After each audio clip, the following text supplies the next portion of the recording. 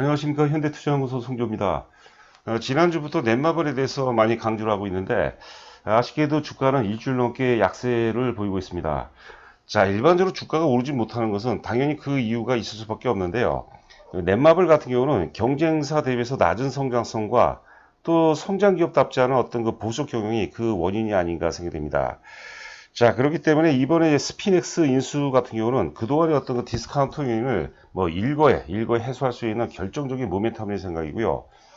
목표가 역시도 스피넥스 인수 전까지는 제가 20만원 제시했는데 20만원을 넘어서 최대 30만원 정도까지도 충분히 기대해 볼 수 있지 않을까 생각됩니다. 저 화면 보시면 1년 내 목표가가 아마 30만원 정도 가능하다고 그러는데 하반기서부터 좀 많이 좋아집니다. 하반기서부터 내년 한 상반기 말 정도까지는 뭐 충분히 우리가 기대를 해봐도 되지 않나 자, 생각을 해봅니다. 지금 주가는 이제 한 10개월 정도 가까이 이제 박스권 등락을 이제 보이고 있죠. 지금 현재 뭐 13만 5천 원 조금 아래에서 거래가 되고 있는데 박스권 하단에 가깝습니다. 박스권 하단이기 때문에 우리가 오히려 좀 공격적으로 접근한다면 분명히 안정성을 확보한 상태에서 뭐 좋은 결과가 나오지 않을까 생각됩니다. 보시는 화면은 이제 굉장히 중요한 내용입니다. 오늘 방송의 또 핵심 포인트이기도 하죠. 자, 위에 차트가 이제 NC소프트고 아래가 넷마블입니다. 정확히 2017년도 5월서부터 제가 월봉 차트를 캡처를 잡았습니다. 기간은 이제 그 동일하죠. 보시게 되면 화면 보시게 되면 이제 2017년도 12월 기준으로 봤을 때 NC소프트는 당시 시가총액이 11조였습니다. 11조였고 넷마블은 이제 당시 시가총액이 17조였습니다. 11조하고 17조니까 6조 차이기 때문에 굉장히 차이가 이제 많이 나죠. 비교가 상당히 많이 벌어졌었는데 그런데 그 이유를 보게 되면은 NC소프트는 이제 계속해서 우상향 전개가 되면서 지난번 이제 100만원 고점 당시에 시가총액이 22조 그러니까 11조에서 22조까지 시가총액 급증세를 보였고 넷마블은 17조에서 10조가 깨져버렸어요. 한 8조대까지 빠졌습니다. 장중에 이제 그 월 중에 8만원대까지 빠졌기 때문에 그 이유를 살펴보게 되면 NC소프트 같은 경우는 계속해서 공격적인 경영을 했습니다. 계속해서 재투자를 했고요. IP 비중을 또 높였죠. 아래 이제 그 넷마블 같은 경우를 보면은 안정적으로 IP 개발에 따른 리스크를 줄이고 이제 물건을 이제 받아서 이제 판 거죠. 그리고 이제 코웨이 인수를 하고 그다음에 카카오 게임즈라든가 카카오 뱅크에 투자하면서 안정적인 경영에 일관했어요.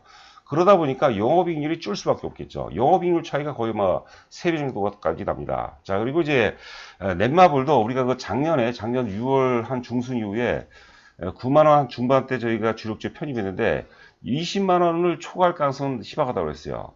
물론 이제 많이 올랐죠. 뭐 10만원에서 20만원까지 다이렉트로 뭐 불과 한 2개월 반 만에 올랐기 때문에 많이 올랐지만 20만원에서 우리가 절대 20만원에서 전량 매도한 것도 그 이유라고 이제 봐야 될 것 같아요. 자, 그리고 이제 20만원 고점 위에 충분히 조정을 받았습니다. 받고 지금 파동론으로 따지자면 이제 그 상승 충격 3파동인데 이 상승 충격 3파동이 앞서 이제 오프닝에서 얘기했던 2조 5천억이죠. 2조 5천억이면 이제 그 넷마블 사상 최고고 사실 국내 게임 업체 최고 규모였던 그 M&A라고 보시면 될 것 같아서 스피넥스 인수와 함께 본격적으로 이제 그 3파동 전개가 진행이 된다고 봐야 되고 이번에 3파동 같은 경우는 20만 원은 반드시 돌파하는 거로 파동입니다. 물론 이제 우리가 그 상황에 따라서 또 수정보완을 되겠지만 자, 이번 파동은 20만 원 넘어서 20만 원에서 이제 50%를 적용하면 30만 원 정도가 되겠죠. 그래서 한 1년 정도 우리가 기간을 놓고 봤을 때는 뭐 30만 원 정도까지도 우리가 충분히 기대해 볼 수 있지 않나 생각됩니다.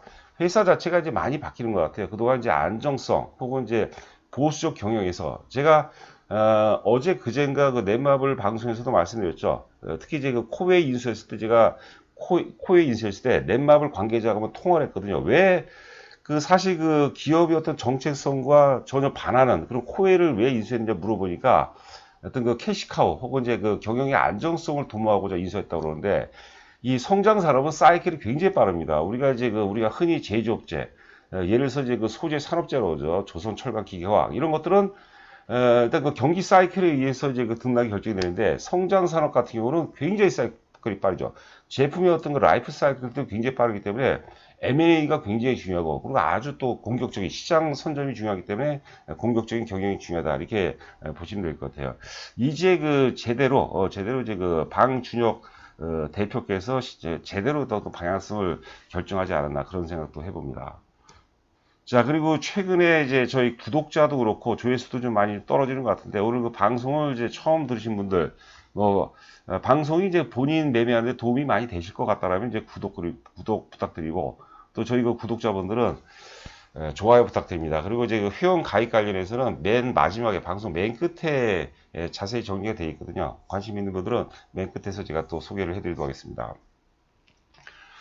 보시는 그림도 굉장히 중요하죠. 위에가 NC소프트 재무 구조가 되겠고, 아래가 이제 그 넷마블입니다.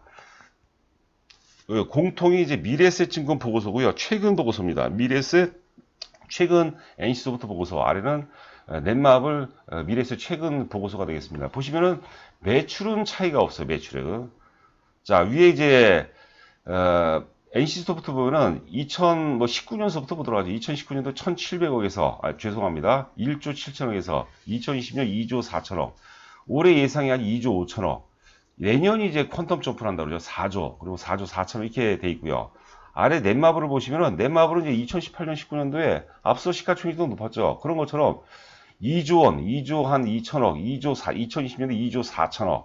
그리고 올해 예상이 이제 대략 한 2조 8천억 가까이 돼요. 올해도 역시 NC소프트에 대비해서 매출이 더 많아요.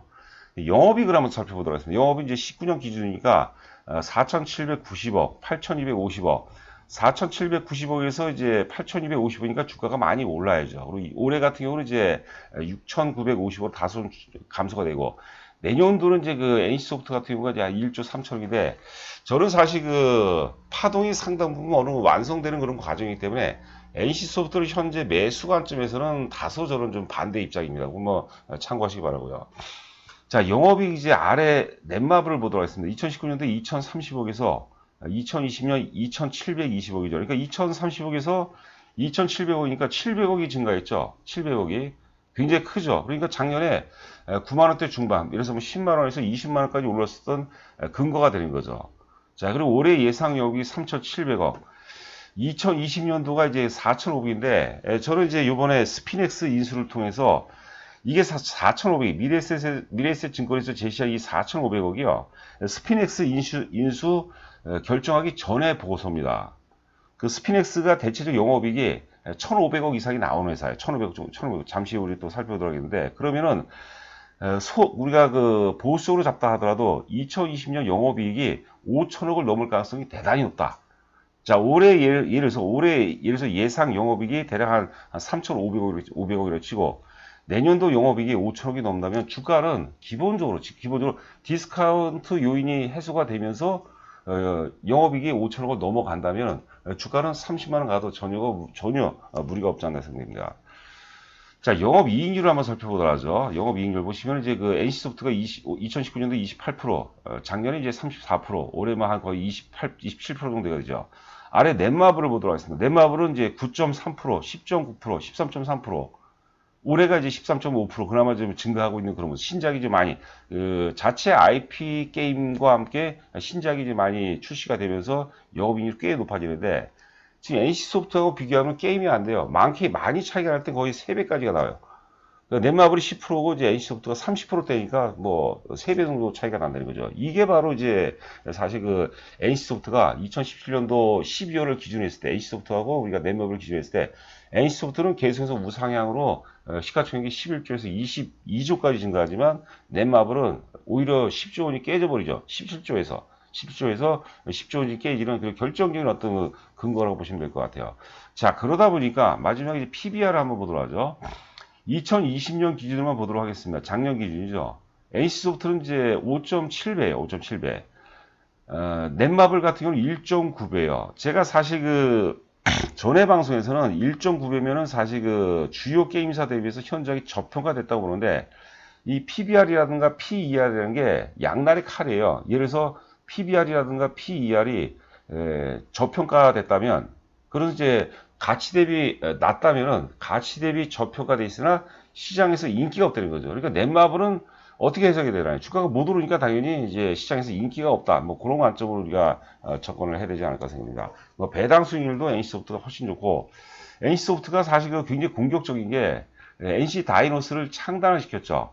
지금 정확한 우리가 액수는 알 수 없지만 지난번에 우리가 그 신세계에서 프로야구단을 인수했는데 대략 한 1,300억, 1,450억 정도로 제가 알고 있습니다. 저도 뭐 개인적으로 야구를 좋아하는데 NC소프트는 10년 전이니까 한 500억 정도에 인수했다. 굉장히 공격적이죠.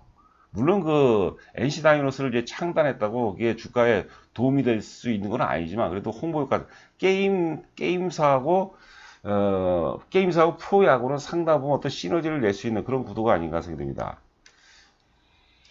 자, 보시는 화면은 이제 서울경제신문 8월 4일자 기사입니다. 한국게임 역대 최대 M&A 스피닉스는 어떤 회사인가?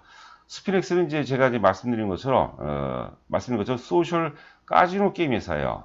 여기 아래 보시면 소셜 카지노 게임은 해외에서는 폭발적인 성장을 이어가고 있는 그런 장르다. 돈이 왔다 갔다 하는 건 아닙니다. 사이버머니입니다. 근데 이게 사실 그 뭐 사행성이라 뭐 어쩌다 해서 우리나라에서 좀 문제가 좀 많이 되고 있죠. 자, 소셜 카지노 게임은 카지노에서 할 수 있는 슬롯머신, 빙고, 포커, 그리고 포커 등을 이제 모바일 게임 비중이 이제 한 70% 넘습니다. 실제 돈이 아닌 사이버머니로만 게임을 즐길 수 있다는 게 차이점이다. 그렇죠. 만약에 실제 사이버머니를 현금화 시킬 수 있다면 시장 규모가 굉장히 커지죠. 그런데 이제 사실 부작용이 워낙 크기 때문에 이제 법적으로 제한이 있다고 봐야 될 것 같아요. 이 소셜 카지노 게임이 제작비가 굉장히 게임 자체를 이제 보시는 분 아시겠지만 제작비가 굉장히 적어요. 그리고 뭐 특별한 어떤 라이센스 비용이 필요 없다는 거죠. 그리고 한번 자리를 잡게 되면 꾸준한 수입이 들어온다는 그런 장점이 있다고 이제 보는 거죠. 그래서 스피닉스 인수가 넷마블의 주가를 한 단계 퀀텀 점프 시킬 수 있는 결정적인 어떤 그 모멘텀이 될 가능성이 높지 않을까 생각합니다. 두 가지 논리라고 그러는데 두 가지 디스카운트 요인을 일거에 해소시킬 수 있는 그런 어떤 그 모멘텀이 아니었나 생각됩니다. 자, 현재 소셜 카지노 게임 시장의 80%는 모바일이죠. 뭐 우리가 인터넷에서 PC에서 이제 모바일로 지금 다 넘어가는 그런 과정이고, 스피닉스는 이 모바일 소셜 카지노 장르 분야 글로벌 3위 기업이고, 자, 그리고 이제 아래 보시면은 지금 이번에 넷마블이 이번 인수를 통해서 경쟁사 대비해서 영업이익률이 낮았던 거죠. 그게 디스카운트 요인이었습니다. 이번 인수에서 그 약점을 강화를 시킬 수 있고 보완할 수 있고, 현재 70%까지 글로벌 매출 비중도 뭐 한층 글로벌 어떤 글로벌 포트폴리오를 좀 다양화시킬 수 있는 차원에서 주가 자체가 지금 박스 상단이 15만 원인데 15만 원 돌파하게 되면 20만 원까지는 뭐 다이렉트로 간다고 봐야 될 것 같아요. 근데 지금 정도 흐름이라면 또 하반기에 매출이 좀 많이 몰려있습니다. 이익이 많이 몰려있는데 그 정도 그런 분위기를 감안한다면 20만 원 돌파 가능성 충분히 있다. 거기다 이제 플러스 이제 알파가 되겠죠. 뭐 한알령이 해제가 된다든지 중국 파노 자체가 열린다면 뭐 10만 원 정도는 우리가 크게 어렵지 않게 추론해 볼 수 있는 그런 어떤 그 목표가가 아닌가 생각됩니다. 자, 지금 이제 넷마블 월봉 차트가 됐습니다. 2017년도 5월서부터 이제 현재까지 월봉 차트가 되겠는데요. 자, 영업이익 기준으로 하면 이제 2019년도 영업이 2천억이었죠. 2천억에서 2020년 2,700억으로 700억 가까이 증가했기 때문에 주가가 10만원에서 20만원까지 급등할 수 있었던 근거가 되겠고, 지금 현재에서 2022년도 예상 영업이익이 5천억이 넘는다면 여러분들 어떻게 생각하세요? 앞전 이제 2020년 영업이익이 2,700억이었거든요. 2,700억에서 배수가 넘죠.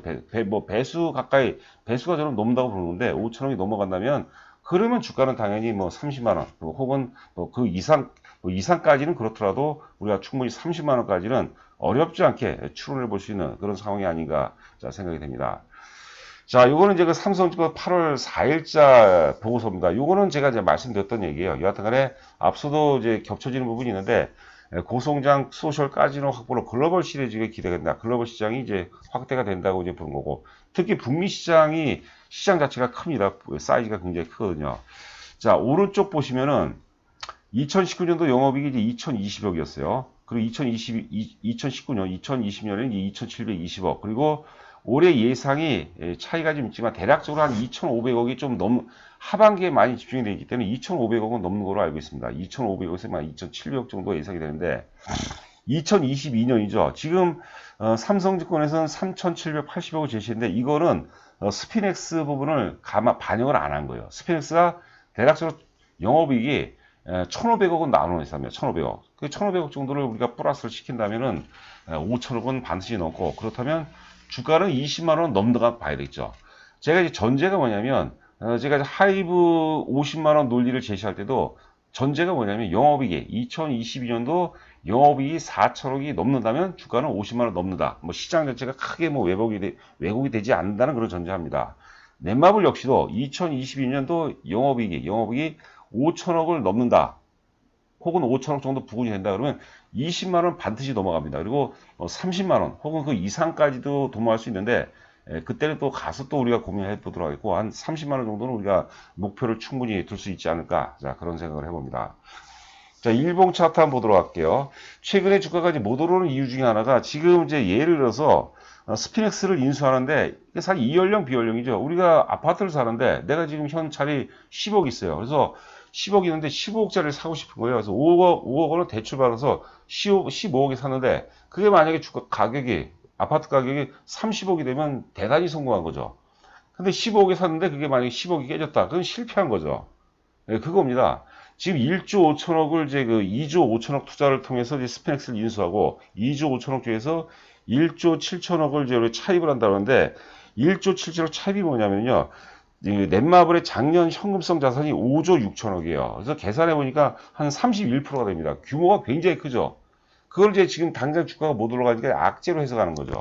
두 번째는 이제 중국발 악재죠. 뭐 게임은 아편이다. 뭐 그런 얘기를 했는데 그런 것들이 이제 그 공명화되면서 주가가 좀 조정받고 있는데 지금 이제 육안으로 보더라도 박스 하단이라고 봐야 되거든요.